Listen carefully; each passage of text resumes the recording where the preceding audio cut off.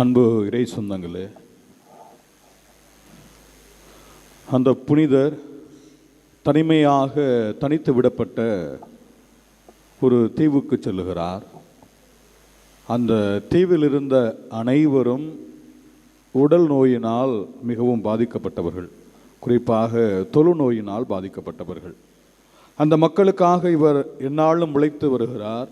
உழைத்து வர்றப்ப பிள்ளைகளுக்கு நிறைய பாடம் சொல்லிக் கொடுக்குறாரு. அவர்களுக்கு தேவையான மற்ற உணவுப் பொருட்களை தயாரிப்பதிலும் விவசாயம் செய்வதிலும் மற்ற காரியங்களும் அவரோடு இருந்து அவர்களுக்காக அவர் உதவி செய்தே வந்து கொண்டிருக்கிறார்.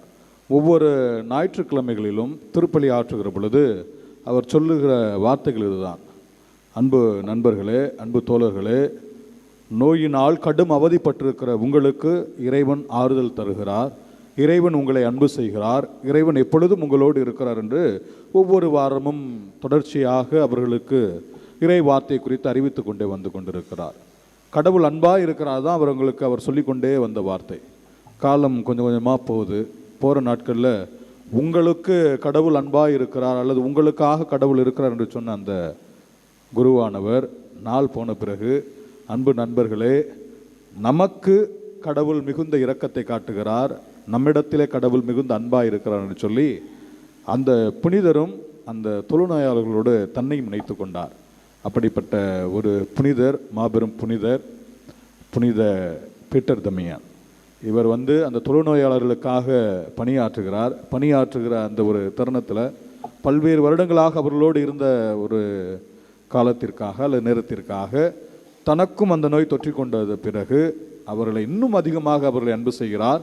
அவர்கள் பட்ட வேதனையையும் அவர்களுடைய வழியையும் அவர் புரிந்து கொண்டு அவர்களுக்காக இன்னும் ஆர்வமாய் உழைக்கிறார். அங்கேயே இறந்து போகிறார். பின்னாட்களில் புனிதராக உயர்த்தப்படுகிறார். அன்பு சொந்தங்களே, இதுதான் உண்மையிலுமே கடவுள் உங்களையும் என்னையும் பார்க்க விரும்புகிற விதம். அவர் ஏதோ கடவுளாக இருந்து கொண்டு நம்மை பார்ப்பது மட்டும் அல்ல, மாறாக கடவுள் மனிதனாக மாறி நாம் படுகிற துன்பங்கள், நாம் படுகிற வேதனைகள், நாம் படுகிற அவமானங்கள் அனைத்தையும் ஆண்டவர் உணர்ந்திருக்கிறார். அவற்றினூடே நம்மை எவ்வாறு அன்பு செய்ய முடியும் என்பதனை அறிந்து நம்மை அன்பு செய்கிறார். இதுதான் இன்றைய நற்செய்தியின் வாயிலாக நாம் கற்றுக்கொள்ள வேண்டிய ஒரே பாடமாக இருக்கிறது.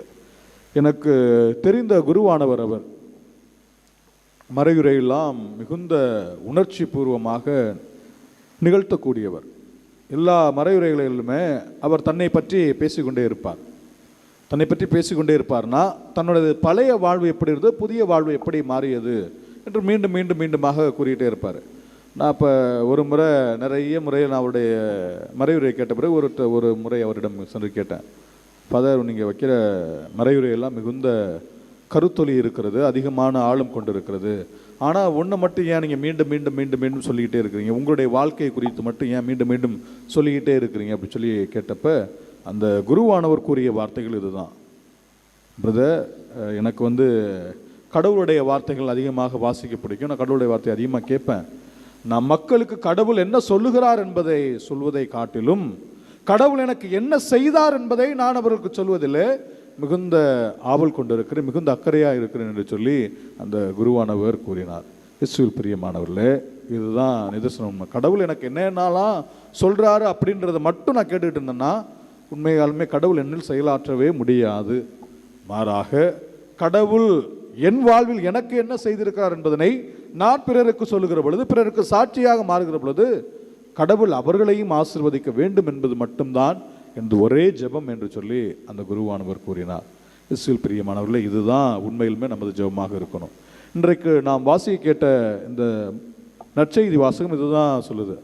தொழுநோயாளர் ஆண்டவர் இயேசுகிட்ட போகிறாரு. ஆண்டவர் இயேசுகிட்ட போயிட்டு நம்பிக்கை இல்லாமல் ஆண்டவர் இயேசுகிட்ட போகல, ஆண்டவர் இயேசுவை பற்றி கேள்விப்பட்டிருக்கிறார். ஆண்டவர் இயேசு செய்து வருகிற அனைத்து அருளும் அடையாளங்களையும், குறிப்பாக பிணியால் பாதிக்கப்பட்டிருக்கிறவர்களை, பேய் பிடித்தவர்களை குணமாக்குவதை ஆண்டவர் இயேசுவை குறித்து இந்த தொழுநோயாளர் கேள்விப்பட்டிருக்கிற அந்த நபர் ஆண்டவர் இயேசுகிட்ட வைக்கிற கோரிக்கை இதுதான்: ஆண்டவரே, நீர் விரும்பினால் எனது நோயை நீக்கும் என்று சொல்றார். ஆண்டவர் இயேசு என்ன சொல்லியிருக்கலாம்? சரி போ, உன் நோயை உன்னை விட்டு போகும் சொல்லியிருக்கலாம். ஆனால் ஆண்டவர் இயேசு அதை செய்யவில்லை. மாற என்ன சொல்றாரு? நீர் விரும்பியபடியே உனது நோய் உன்னை விட்டு நீங்குக என்று சொல்லி ஆண்டவர் இயேசு அந்த நபரை பார்த்து கூறுறார். இன்னைக்கு நாம் என்ன என்ன விருப்பங்களோடு ஆலயத்திற்கு வந்திருக்கிறோம்? உண்மையாலுமே நம்ம கடன் பிரச்சனை நீங்கணும், அல்ல குடும்பத்தில் இருக்கக்கூடிய பிரச்சனைகள் சவால்கள் நீங்கணும், புரிந்து கொள்ளாத ஒரு சூழ்நிலை மாறணும், இன்னும் வேற என்னென்ன நல்ல காரியங்களை நினைத்து வந்திருக்கிறோமோ அனைத்தையும் ஆண்டவர் நான் விரும்புகிறேன் என்று சொல்லி சொல்லுவார். ஒருவேளை நாம் ஆலயத்திற்கு வந்திருக்கிற எல்லாருமே நல்லவங்களாக கேட்டிங்கன்னா, எல்லாரும் நல்லவங்களும் இருக்கிறாங்க, கெட்டவங்களும் இருக்கிறாங்க. எல்லாம் நம் மனதை பொறுத்தது. எல்லாம் எதை பொறுத்தது? நமது மனதை பொறுத்தது. அப்போ நாம் இங்கே வந்துட்டு அடுத்தவனுக்கு தீங்கு நினைக்கணும், அல்லது அடுத்தவன் வாழ்வில் முன்னேறாமல் போகணும்னு சொல்லி நினைச்சோன்னா கடவுள் அதை கேட்பாரான்னு கேட்டிங்கன்னா நிச்சயமாக இல்லை.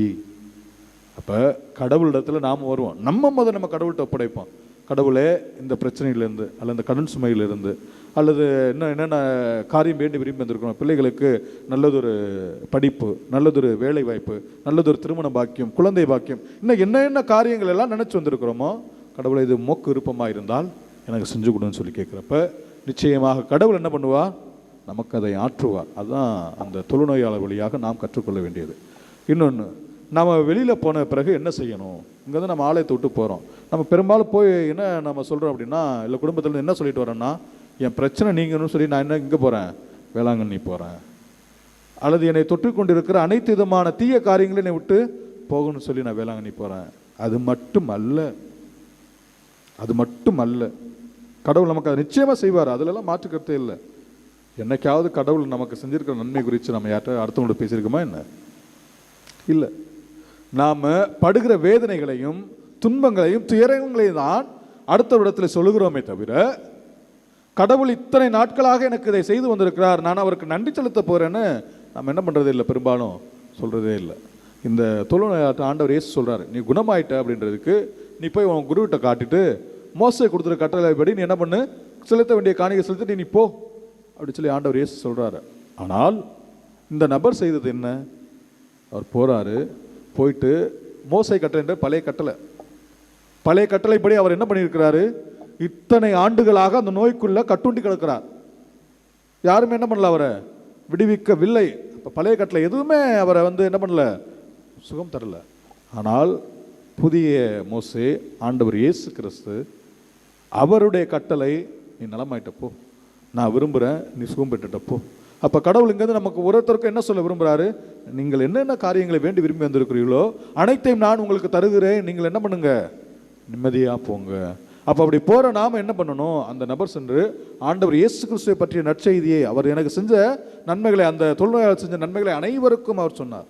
இப்போ நாமும் நமக்கு இறைவன் செய்திருக்கிற நன்மைகளை ஒருவர் மற்றவரோடு பகிர்ந்து கொள்ள வேண்டும். அதுதான் கடவுளுக்கு நாம் வாழக்கூடிய ஒரே சாட்சியாக இருக்க முடியும்.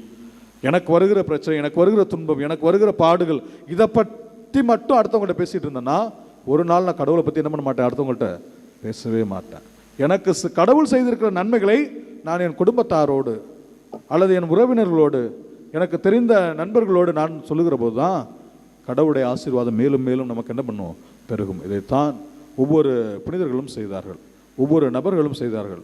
ஆண்டவர் இயேசு இடத்துல ஆசி பெற்ற சக்கையை என்ன பண்ணியிருப்பார், தன் நண்பரிடத்தில் சொல்லியிருப்பார் அல்லவா, தன்னோடு இருந்த ஒவ்வொருவர்கிட்டையும் சொல்லியிருப்பார் அல்லவா, கடவுள் எனக்கு இயேசு என் வீட்டுக்கு வந்தார், என்னோட உணவருந்தினார், எனது பாவங்களை மன்னித்தார், இன்று உனக்கு அல்லது இந்த வீட்டிற்கு மீட்பு உண்டாயிற்று என்று சொல்லி என்னையும் என் குடும்பத்தாரையும் ஆசீர்வதித்தார் என்று சொல்லி எல்லாருக்கும் சொல்லியிருப்பார். அதை தான் நீங்களும் நானும் இன்னைக்கு செய்ய அழைக்கப்படுகிறோம். இயேசுவில் பிரியமானவர்களே, கடவுள் உங்கள்கிட்ட என்னட்டையும் பெரிய பெரிய காரியங்களை நம்ம செய்யணும் அப்படி சொல்லி எதிர்பார்ப்பதே கிடையாது. மாறாக நாம் அவருக்கு நன்றி உள்ளவர்களாக இருக்க வேண்டும், அதை விரும்புவார். அடுத்து அவர் மீது முழுமையான நம்பிக்கை வைத்தவர்களாக இருக்க வேண்டும். இன்னைக்கு பல்வேறு நேரங்களில் நமது நம்பிக்கையை நாம் என்ன பண்ணுறோம், இழந்து விடுகிறோம். கடவுள் எனக்கு இது கொடுப்பாரா, கொடுக்க மாட்டாரா, இதுதான் நம்முடைய கேள்வியாக இருக்குது. கடவுள் நம்மை நிறைவாக ஆசீர்வதித்திருக்கிறார். எப்போ நாம் இதை உணர்கிறோமோ நிச்சயமாக கடவுள் நாம் வாழ்கிற நாட்களில் நம்மோடு கூட வருவார் என்கின்ற நம்பிக்கையில் நாம் தொடர்ந்து வாழ்வோம். ஆண்டவர் இயேசு ஒவ்வொரு முறையும் எப்பெல்லாம் இந்த மாதிரி ஆண்டவர்கிட்ட வேண்டுறாங்களோ அப்போல்லாம் என்ன சொல்கிறார் அப்படின்னா, உமது நம்பிக்கை உன்னை நலமாக்கிற்று, நீ விரும்பியபடியே உமக்கு ஆகட்டும். இதுதான் ஆண்டவர் இயேசு ஒவ்வொரு முறையும் சொல்கிறது. அப்போ நாம் நல்லதை விரும்புவோம், நல்லதை அடுத்தவங்களுக்கு கொடுப்போம். அப்படி கொடுக்குறப்ப நல்லதை மட்டுமே நமக்கு நிறைவாக தருவார்.